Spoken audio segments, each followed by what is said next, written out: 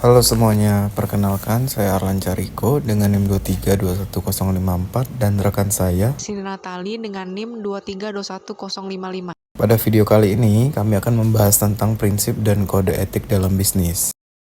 Apa itu prinsip etika bisnis? Prinsip etika bisnis adalah tolak ukur moral yang harus dijadikan acuan agar kegiatan bisnis tidak hanya mengejar keuntungan ekonomi, tetapi juga menjunjung tanggung jawab sosial, keadilan, dan kejujuran. Prinsip ini membantu perusahaan maupun individu menentukan apa yang benar dan salah, adil dan tidak adil dalam kegiatan bisnis. Prinsip-prinsip etika bisnis menurut Chalks Roundtable. Yang pertama adalah tanggung jawab bisnis, yang artinya dari shareholders ke stakeholders. Perusahaan tidak hanya bertanggung jawab pada pemegang saham, tapi juga pada semua pihak yang berkepentingan, seperti karyawan, pelanggan, masyarakat, dan lingkungan. Tujuannya bukan cuma keuntungan, tetapi kesejahteraan bersama. Yang kedua ada dampak ekonomis dan sosial dari bisnis. Itu artinya menuju inovasi, keadilan, dan komunitas dunia. Kegiatan bisnis tidak hanya mengajar keuntungan ekonomi, tapi juga harus memperhatikan keadilan sosial, inovasi, dan kesejahteraan masyarakat. Bisnis harus berperan dalam menciptakan keadilan dan kemajuan global. Yang ketiga ada perilaku bisnis, dari hukum yang tersurat ke semangat saling percaya. Bisnis harus dilakukan dengan sikap saling percaya dan menjunjung tinggi integritas. Yang keempat adalah sikap menghormati aturan. Bisnis harus mematuhi hukum dan aturan yang berlaku, baik nasional maupun internasional. Selanjutnya adalah dukungan bagi perdagangan multilateral, yaitu perusahaan perlu mendukung perdagangan bebas yang adil dan terbuka di tingkat global. Selanjutnya ada sikap hormat bagi lingkungan alam. Bisnis wajib menjaga dan melestarikan lingkungan hidup. Setiap kegiatan usaha harus dilakukan tanpa merusak sumber daya alam atau mencemari lingkungan. Yang terakhir ada menghindari operasi-operasi yang tidak etis, yaitu perilaku bisnis harus menghindari segala bentuk tindakan yang tidak etis seperti penipuan, korupsi, eksploitasi, dan praktik curang lainnya. Kemudian menurut Sonny Keraf, untuk prinsip etika bisnis itu yang pertama prinsip otonomi, prinsip kejujuran, prinsip keadilan, prinsip saling menguntungkan, dan prinsip integritas moral. Selanjutnya ada etika lingkungan hidup. Yang pertama ada isu lingkungan hidup. Isu lingkungan hidup membahas hubungan manusia dengan alam, serta dampak aktivitas manusia terhadap kelestariannya. Manusia tidak hanya punya tanggung jawab moral terhadap sesama, tetapi juga terhadap lingkungan. Dalam etika, manusia berkewajiban menjaga alam, mempertimbangkan dampak tindakannya bagi makhluk hidup lain, dan memelihara ciptaan Tuhan. Seiring perkembangan industri dan ekonomi, aktivitas bisnis sering menimbulkan pencemaran dan kerusakan lingkungan, sehingga keberlanjutan alam harus menjadi perhatian utama. Selanjutnya ada akumulasi bahan beracun. Limbah industri dan aktivitas manusia menyebabkan pencemaran air, tanah, dan udara. Bahan beracun dari pabrik kendaraan, pupuk kimia, hingga limbah nuklir membahayakan kesehatan manusia dan merusak ekosistem. Dampaknya bisa berupa penyakit serius hingga kematian. Selanjutnya ada efek rumah kaca. Pemanasan global terjadi karena gas rumah kaca, seperti karbon dioksida, metana, dan CFC, yang menahan panas di atmosfer bumi. Hal ini meningkatkan suhu bumi dan mengancam kehidupan. Upaya pengurangan emisi dan penggunaan energi ramah lingkungan sangat dibutuhkan. Selanjutnya ada perusakan lapisan ozon. Lapisan ozon melindungi bumi dari sinar ultraviolet. Gas CFC dari AC, kulkas, dan aerosol merusak lapisan ini, menyebabkan risiko kanker kulit, gangguan kesehatan, dan kerusakan ekosistem. Selanjutnya ada hujan asam. Hujan asam ini polusi dari asap kendaraan dan pabrik menghasilkan hujan asam yang merusak hutan, perairan, tanah, pertanian, serta bangunan, terutama di negara-negara industri. Selanjutnya ada deforestasi dan penggurunan. Penebangan hutan besar-besaran mengakibatkan hilangnya habitat, banjir, erosi, kekeringan, dan perubahan iklim. Hutan yang rusak juga mempercepat pemanasan global dan menurunkan hasil pertanian. Selanjutnya ada keanekaragaman hayati. Aktivitas manusia menyebabkan banyak spesies tumbuhan dan hewan terancam punah. Padahal keanekaragaman hayati penting untuk keseimbangan alam dan kehidupan manusia. Paradigma etika lingkungan. Yang pertama ada etika kepentingan generasi mendatang, yang memandang bahwa suatu keputusan dan tindakan itu hendaknya jangan hanya memikirkan kepentingan umat manusia pada generasi saat ini saja, tetapi juga kepentingan umat manusia pada generasi mendatang. Yang kedua, ada etika lingkungan biosentris yang memandang perilaku etis bukan saja dari sudut pandang manusia, tetapi juga dari sudut pandang non-manusia, seperti flora, fauna, dan benda-benda bumi non-organisme, sebagai satu kesatuan sistem lingkungan. Yang ketiga, ada etika ekosistem, menganggap sang pencipta dan seluruh ciptaannya sebagai moral patience. Yang pertama, kode etik sumber daya manusia, pedoman moral dan aturan perilaku yang mengatur bagaimana para profesional di bidang manajemen sumber daya manusia harus bersikap, bertindak, dan mengambil keputusan dalam melaksanakan tugasnya baik terhadap perusahaan, karyawan, maupun masyarakat. Kode etik ini memastikan agar fungsi SDM berjalan secara etis, adil, dan menghormati martabat manusia, bukan hanya berorientasi pada kepentingan organisasi semata. Untuk contoh penerapan kode etik SDM, yang pertama itu tidak memberikan atau menerima suap untuk proses rekrutmen, menjaga kerahasiaan hasil evaluasi kinerja atau data pribadi pegawai, dan menolak diskriminasi dalam promosi jabatan. Kode etik pemasaran.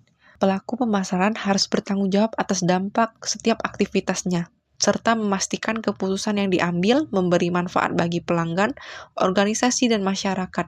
Selain itu, pemasar dituntut menjunjung tinggi kejujuran, keadilan, serta integritas profesinya, menghormati hak dan kewajiban semua pihak dengan memberikan informasi yang benar dan produk yang aman, serta menjaga hubungan organisasi dengan menghindari tindakan tidak etis dan memberikan teladan perilaku positif. Contoh kode etik pemasaran. Yang pertama, tidak menggunakan iklan palsu atau menyesatkan. Yang kedua, tidak melakukan persaingan tidak sehat. Yang ketiga, menghormati privasi konsumen. Yang keempat, ada menyediakan layanan purna jual yang baik dan bertanggung jawab. Kemudian, kode etik akuntansi. Kode etik akuntan manajemen mencakup 4 standar perilaku etis utama. Yang pertama, kompetensi. Akuntan wajib memiliki kemampuan profesional yang memadai dan terus memperbarui pengetahuan. Yang kedua, kerahasiaan, menjaga kerahasiaan informasi perusahaan dan tidak menggunakannya untuk keuntungan pribadi. Ketiga, integritas, bersikap jujur, tidak terlibat dalam aktivitas yang merugikan organisasi atau pihak lain. Dan yang keempat, objektivitas, menjaga independensi dalam pelaporan dan tidak membiarkan penilaian dipengaruhi oleh tekanan eksternal. Kode etik keuangan. Seiring meningkatnya kompleksitas bisnis, banyak muncul pelanggaran etika di bidang keuangan, seperti insider trading, manipulasi laporan keuangan, rekayasa data untuk memperoleh kredit atau menaikkan harga saham, hingga penggelapan kas. Hal ini menunjukkan pentingnya etika dan profesionalisme dalam bidang keuangan.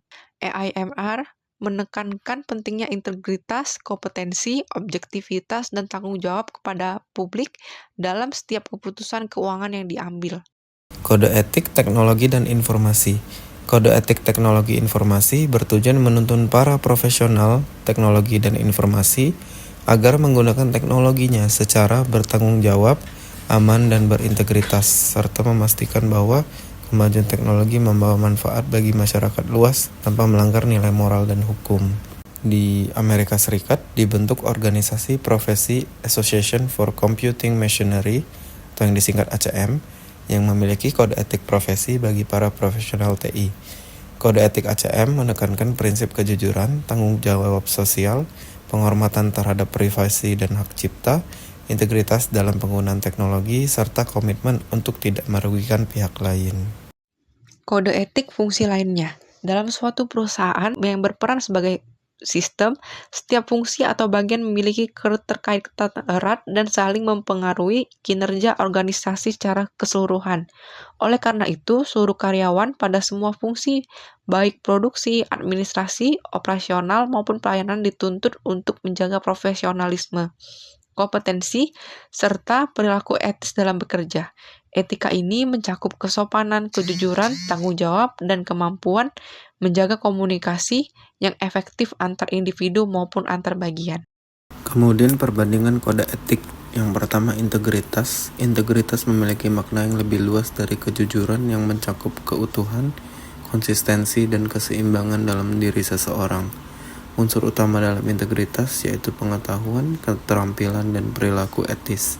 Ciri integritas menurut Cloud adalah utuh dan tidak berbagi yang seimbang antara fisik, intelektual, emosional, spiritual, menyatu, kokoh, dan konsisten. Whistleblowing. Dalam konteks etika bisnis, istilah ini merujuk pada tindakan seorang karyawan membocorkan kecurangan atau pelanggaran etika yang dilakukan perusahaan atau atasan kepada pihak lain. Whistleblowing memiliki tujuan untuk mengungkap penyimpangan, penipuan, atau pelanggaran etika, mencegah kerugian lebih besar bagi perusahaan dan masyarakat, menjaga akuntabilitas dan transparansi organisasi. Jenis whistleblowing ini ada dua, yaitu internal whistleblowing dan external whistleblowing. Selanjutnya, kompetensi. Kompetensi berarti kecakapan dan kemampuan dalam menjalankan suatu pekerjaan atau profesinya. Orang yang kompeten berarti orang yang dapat menjalankan pekerjaannya dengan kualitas hasil yang baik.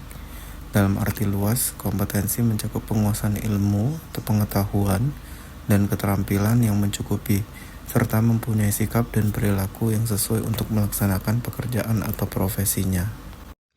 Perbandingan kode etik. Yang pertama ada objektivitas dan independensi. Objektivitas berarti berdasarkan fakta dan bukti yang dapat diverifikasi, bukan pendapat pribadi.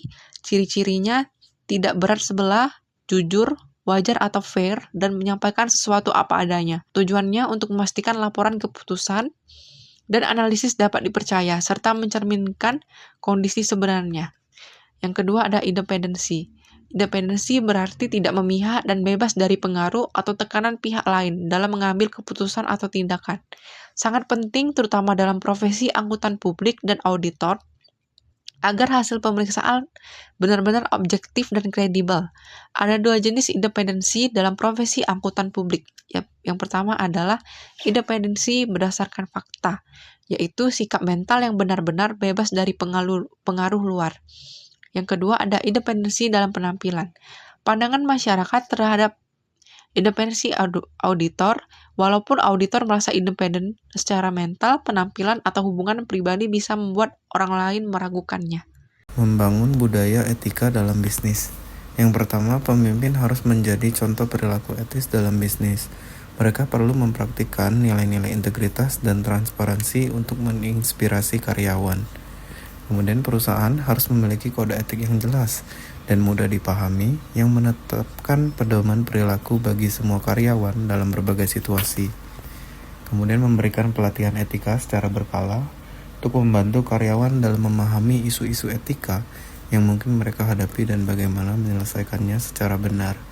Dan menerapkan sistem penghargaan bagi karyawan yang menunjukkan integritas dan perilaku etis dalam bekerja, membantu memperkuat budaya etika. Kesimpulan dari materi ini yaitu di era yang terus berkembang saat ini, etika bisnis menjadi landasan penting dalam menjalankan sebuah perusahaan. Dengan menerapkan prinsip etika, perusahaan tidak hanya mampu membangun reputasi yang baik, tetapi juga menumbuhkan kepercayaan para pemangku kepentingan. Hal ini pada akhirnya mendukung keberlanjutan perusahaan dalam jangka panjang. Sekian video pembelajaran dari kami. Terima kasih.